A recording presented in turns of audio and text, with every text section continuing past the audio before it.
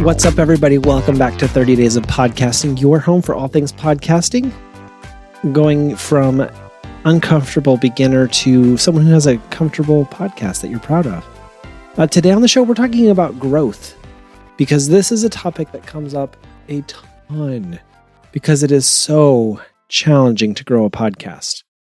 If you don't have a huge social following, if you don't have a brand behind you, if you don't have some money to market and to do all these things, if you're just a solo podcaster, it is hard to grow.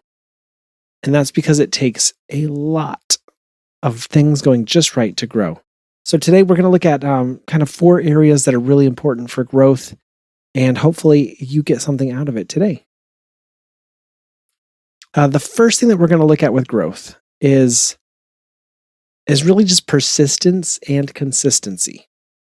Your audience, they need to know that you're going to be there no matter what.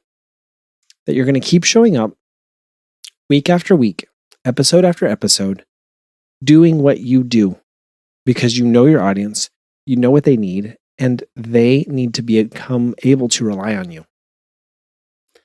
If you do 3 episodes and then you ghost them, you just vanish, and then you come back in 3 months and you're like, hey, here's the next episode.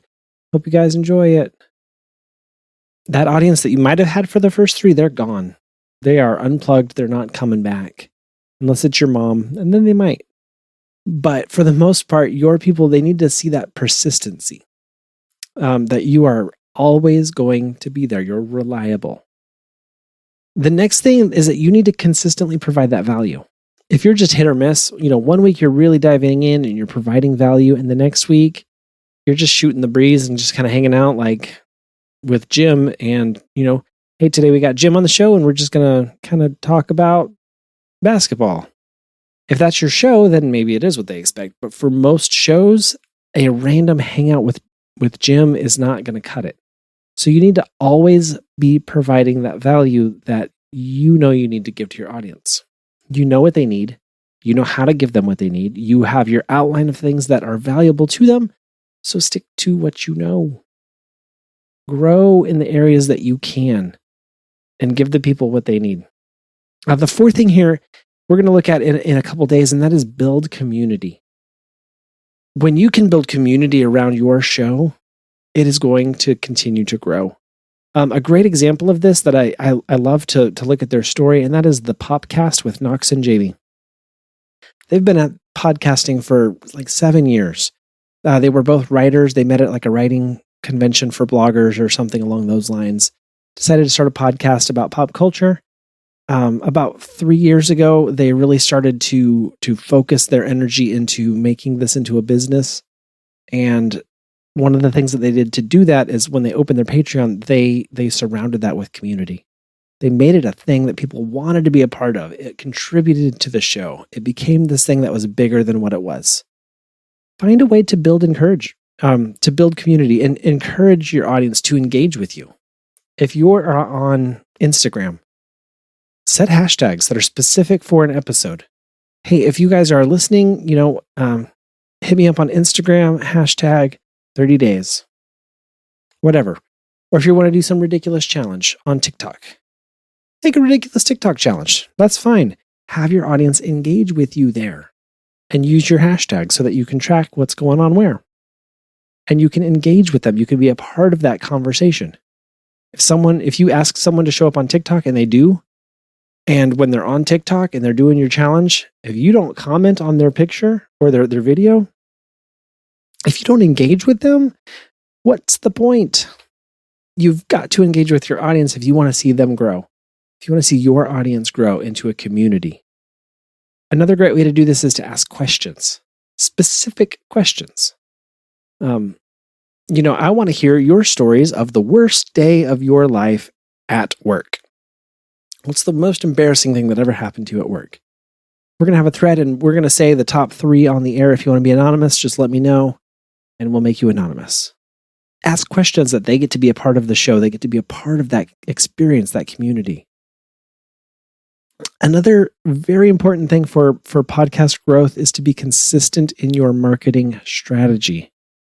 And that goes back to yesterday's when we were talking about, your social medias, posting audiograms, posting images, posting videos, asking quotes, being involved in conversations there in your marketing posts. Be involved. Be consistent. If you post one video one week and then you don't post anything for 4 weeks, and then you post an image, you pull a meme from Captain America and throw that up. That doesn't really have anything to do with your podcast, but you thought it was funny, so you're like, I'm going to share this as the podcast. Don't expect your audience to rally around that. It's not consistent. It's not applicable. It's not in the niche that you're in. It doesn't apply. What's the point? So be consistent in your marketing strategy. If you're a part of a podcast network, continue to promote those other shows. Continue to take promotions from other shows. Cross-promote with guests. Whatever you're doing in marketing, be consistent there. Which goes back to number 1. Be persistent and be consistent. Keep going. Podcasting is not a quick game.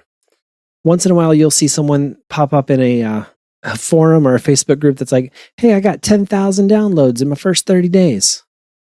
What they don't tell you is all of the work that went in before that. It's the Joe Rogan effect. Everyone expects to start a podcast and have 1 million downloads and get a contract deal from Spotify in the first year. That doesn't happen. Joe Rogan worked for 35 years before he got this podcast started. And then he had a couple years of podcasting before he started landing deals. He was a stand-up comedian, and then he was on Fear Factor, and then he got huge in the UFC space when it was new, and he helped grow that into something bigger. And he is a personality that's been around for a long time, working his tail off. He didn't show up one day with a mic and say, all right, let's do this podcast. I got a niche. Let's go. That's not how it happened. And that's not how yours is going to happen. Podcasting is a long game. If you want to build a big audience, you got to put in the work and the time. And you'll see results, but it's going to take time. So don't rush it. Let it grow. A sequoia tree, when it's growing, it doesn't pop up overnight. The biggest trees in the world started from the smallest seed, and they take forever to get that big. Forever. If your podcast is going to grow into something huge, you got to give it time. You got to give it what it needs to grow, and you got to give it time. One of the other things that will really help your podcast grow, we're going to talk about tomorrow, and that is an email list. If you are sick of hearing about email lists, hang in there. Tomorrow's going to be a good one. There's a lot of good stuff that comes from email lists, and we're going to talk about how to make one, how to grow one, and how that's going to help your show in any way, shape, or form. So join us tomorrow. Until then, do the work. Go back, look at your efforts for growth, your plan for growth, your plan for growing community, and I'll see you tomorrow.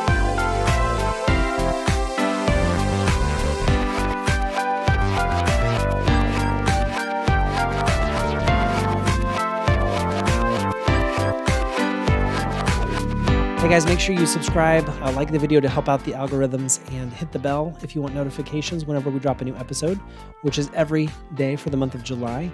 If you want a longer format or audio-only version, check us out wherever you get your podcasts, Apple, Spotify, Google Play, Audible, all the places. We're there. So check it out, and we will see you soon.